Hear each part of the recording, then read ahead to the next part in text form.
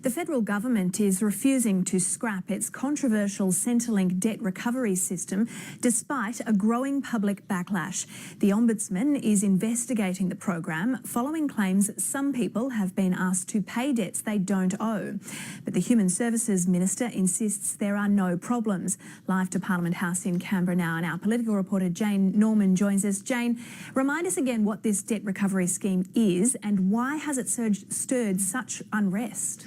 Well, just the sheer number of complaints and claims from people that they've been mistakenly targeted with this new debt recovery system. Now, it's an automated system that cross-matches or cross-references information, employment information from the tax office with Centrelink records to determine whether a person has been overpaid with their welfare payments. Now, since July, the system has been more automated, and since then, about 170,000 people have received debt recovery notices from Centrelink. Now, many have come forward to say that they've been mistakenly targeted by this system, that they're being asked to repay money that they don't in fact owe.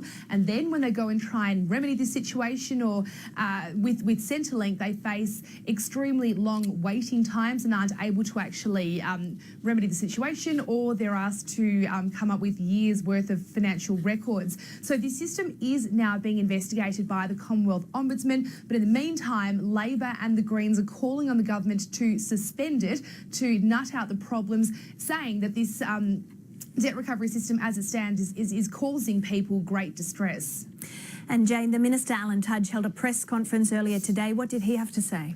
Yeah, he's fronted the media for the first time since this story broke a few weeks ago, and he is standing firmly by this system. Alan Tudge has clarified that when an anomaly arises with this cross-referencing system, Centrelink will send their client a letter. In 20% of cases, the client can legitimately explain the anomaly, but in the other 80% of cases, a person is sent a letter asking them to repay the debt, sometimes from an external debt collection agency. So Alan Tudge says that is the system working as it's supposed to, and he notes that welfare spending in Australia makes up about a third of the federal budget, and taxpayers, deserve a system that has great integrity to it. So here's what Mr Tudge had to say a bit earlier.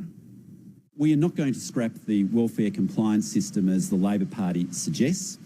Our welfare compliance system is working and we will continue with it. Over the last 6 months, the welfare compliance system has recouped $300 million in welfare overpayments, and that work will continue. So no sign there from the Human Services Minister that the government will be changing or indeed scrapping this debt recovery system anytime soon. All right, Jane Norman from Canberra, thank you.